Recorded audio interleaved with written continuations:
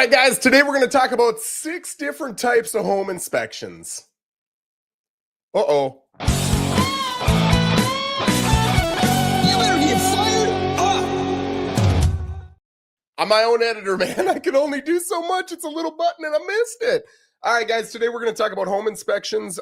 There are a slew of different types of home inspections, but I'm going to talk about 6 today, and these honestly cover every inspection I've ever been a part of. The first one is your typical home inspection. It's something that every state, so down here, the state of Florida, mandates exactly what that inspection must have. So as an inspector, when you go to your inspector's school, training, licensing, they're going to tell you exactly what you must check. You cannot not check it. You have to check it so that every buyer throughout the state of Florida knows that they get a certain minimum standard inspection from a home inspector, no matter who they are or what company they work for. And I think that's great because the things that they cover, in my opinion, are the things that most buyers are going to want to know about.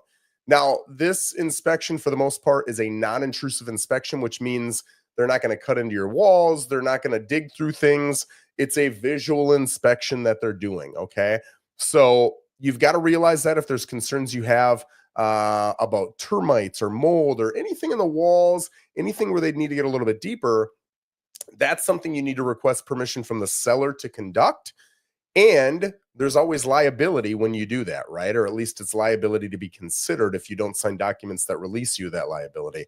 So that main home inspection is what most people are talking about. I can tell you typically that inspection is going to run you $300-$400 down here. Some are a little bit higher, some are a little bit lower. It tends to depend on your square footage. And the reason is the more square footage, the more time it's going to take that inspector to actually get through that home and inspect the property. So the square footage is really what matters there. The second one is a 4-point inspection. It's kind of just a base inspection that talks about the 4 major components of a home: your roof, your air conditioner, electric, and plumbing. So you can look through. Those are the typical things that, at least as a realtor, as a father, I'm most concerned about. The roof tends to be the thing that pops up the most, not only in leaks, which are honestly pretty common. If I sell 20 homes, maybe 1, 2 will have a leak of some sort. Might not be an active leak, might be an old leak, but it's going to be something that you're going to want a roofer to come out and inspect just to make sure that it's good.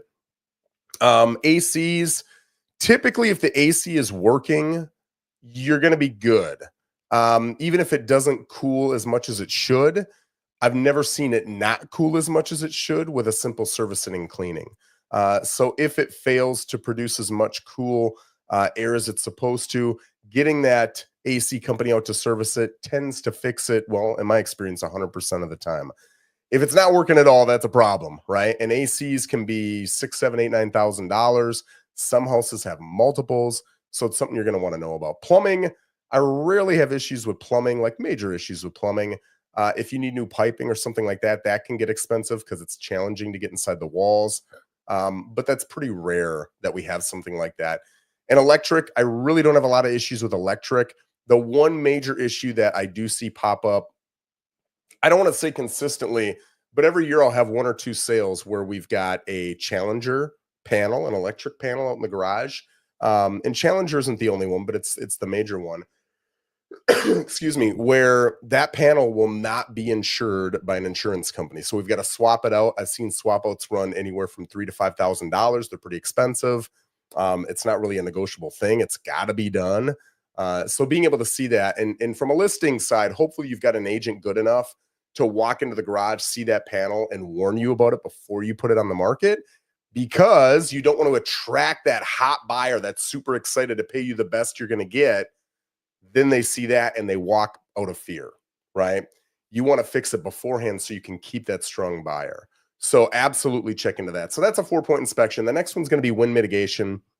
Wind mitigation really looks at how many protective features your home has to protect from wind. And down here, obviously, we're thinking about hurricanes.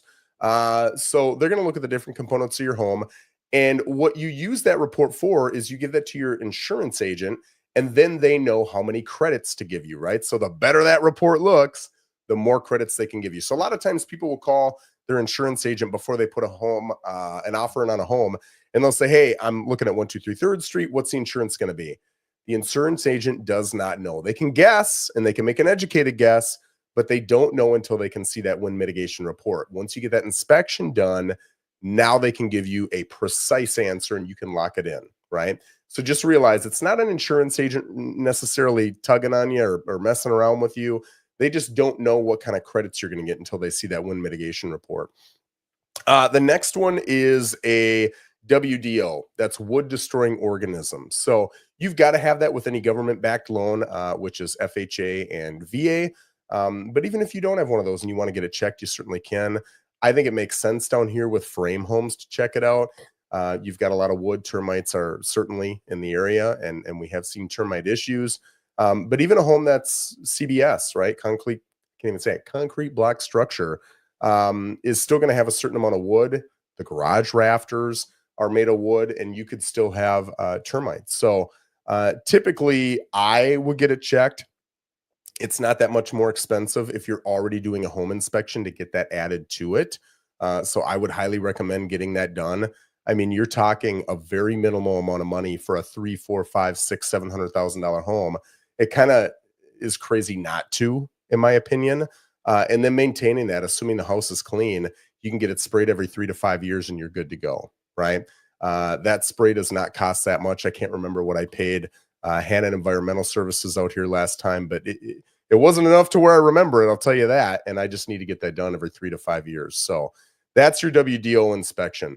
I will say I've sold hundreds of homes out here. I've seen 2 or 3 with termite issues. One had active termites, and we had to, man, it was a whole ordeal. It was a lot of work. And I will tell you that that's a lot of work. The other 2, there were no termites, but there were traces of termites. You could see where they had bitten into the wood in the past, right? Or burrowed or whatever. I'm probably not saying it right. And in those cases, it was just inspecting it well and then determining, okay, with the damage done to the wood, is it enough to where we're worried about the integrity of the home? And in both cases, they were not worried about the integrity of the home. And I still know both those people. Neither one is at an issue. So termites aren't as scary as I think a lot of people think they are. If they pop up, sure, they're scary. But out of hundreds, I've witnessed 3 issues and 2 weren't a big deal. So it is what it is, but it's not something that really concerns me. The other one here, I'm wrapping 4 into 1. I think I said 6. I'm going to give you 5, but I'm wrapping 4 into 1 here because I've literally done, I'm going to tell you what they are. Mold, I've literally only done for myself as an investor. The pool is semi-common. We'll talk about that in a second. Radon, I've never done here. You can do it. Typically, you only do it where there's basements. We'll talk about that. And structural engineering, I've done 1, right? So we'll talk about these. With mold, if you visibly see mold, you know there's mold there. Most normal, like Jenny and Steve, the first-time home buyers with 2.2 kids, they're not going to buy that house. They're going to walk. Most homes with mold, you either have to have remediated as a seller or you're probably going to be selling to an investor, right? I would say one of those 2 things is going to happen 95% of the time, probably 99. So I was the only one who, in my experience, has purchased a mold inspection because I saw the mold and I wanted to know, how deep is it on the other side? Is it into the other sides of the walls? Is it into the 2x4s? How much remediation are we going to have to do? Because I'm thinking costs as an investor, right? Is this a $2,000 cleanup? Or is this a $5,000 cleanup with another $40,000 of materials and repairs? That's a big deal. So that's why we did those. But I really don't see a lot of those inspections getting done. Pool, most of the inspectors here locally will do a visual glance at the pool. It's not overly in depth. These guys are not pool experts for the most part. So you can hire somebody who is a pool expert to come out. They'll run a leak test. They'll check all the equipment a little bit more in depth. And I want to say, I'm making this up, but I want to say it's like $150 extra. If you're getting a doggone pool, most pools today cost $80, $100, $150,000 to put in. The value they carry, if you're buying one already with a pool in it, is $50,000, $60,000, $70,000 in added value. To not spend $150 to me is bonkers, right? Just spend the money, get it checked out. It'll tell you if there's a leak or anything like that. The biggest, I would say, two things in a pool that I see. One is the heater. I'll even put the pump in there. The heater, the pump not working, and they'll be able to see that right away. I can't remember what a pump costs, but I know a heater is like an AC, right? So you're looking at $6,000, $7,000, $8,000. The other big thing is needing to get it resurfaced. So if you can see little markings and wear and tear on the bottom of the pool, the surface of the pool, eventually that'll get bad enough you'll have leaks. So you've got to get it resurfaced at a certain point. Getting that thing resurfaced, I've had two clients do it. One I want to say was 7,000, one was 9,500. So it's an expensive endeavor. As a buyer, you want to make sure that you look into that. And I wouldn't say don't buy one that needs it. Just realize when you're probably going to need it, because everybody's going to need it. Every pool only lasts for so long before it needs it. And then are you ready financially to pony up the money when it's needed? If the answer is yes, then cool, move forward. Radon. So radon is a gas that will come up through the concrete. But generally, I only see radon as an issue in areas with basements. We don't have any basements here in Florida. I used to sell in Minnesota. Everybody had a basement. And where I would see radon was when a home was vacant for 6 months, 12 months.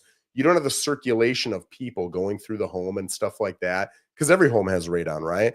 But when you've got circulation and people and windows open and doors opening and an air conditioner blowing, and now you're pushing that little bit of radon out of the house. When you don't have that and it's vacant and it's locked up, windows shut, doors shut for 6 to 12 months, a lot of times you can get a higher rate of radon. It can be dangerous to people. So even in Minnesota, when I sold, I probably did 2-3 radon tests ever. And I want to say every single one of them failed. And I prepped every single one of the buyers. Hey, it's a vacant house. It almost assuredly has radon. Let's open up the windows and the doors 2, 3, 4 days before the test, push some of that out, get some of that circulated out, get some fans down in the basement, and maybe you'll see that the radon's out of there, right? And in most cases, that would fix it. We'd do the test, it would fail. We'd open up the windows and doors, get some fans in, and boom, all of a sudden you've got a passing test on that. And then the last one is a structural engineering test. The only one that I had this on was I want to say it was a Fort Pierce home. And in the living room, you could see it was it tile flooring or was it I can't remember what the flooring is, but the back right corner, like dipped down in the corner. It was probably like 2 feet of dipping down. Like, I mean, I'm making this up, maybe 2-3 inches. And when I saw that, I pointed it out to the buyers and I said, is that dipping into the corner? And they said, I think so. It wasn't enough to where we knew it, but it looked like it. So we had a structural engineer come out and they did say on the outside, there were some cracks. Every home in Florida has cracks, right? Because they all have stucco and they've all got hairline cracks, but they're looking for a certain gap width. And if they see that, they start to get concerned. Well, it had a couple with that gap width or bigger, and it was right in that specific area. Then they tested the soil and they saw the soil was weak. There were some gaps in the soil and it was a no-go, right? Can that all be fixed? 100%. Literally anything can be fixed, but it was going to cost well into the probably 5 figures, and it just wasn't something that the buyer wanted to take on. The seller was being a pain in the butt, so the buyers walked. We bought them something else. But those are the different types of inspections that I've been a part of. If you guys have been a part of a different inspection that I'm not mentioning, I'd love to hear about it in the comments. Always looking to learn. But typically, as a buyer, if you come to me and you're buying a home, you're going to get those 3 main inspections: the home inspection, the 4-point, the wind mitigation. And if you've got an FHA or a VA loan, we're going to get you a WDO inspection. Guys, if you've got any questions or comments, or if you've got ideas for future videos that you'd like the answers to, feel free to put in the comments, and I'm happy to do a video on them. I appreciate you joining me. We're here every single Monday at 11 o'clock. We'll see you next week. Take care, guys.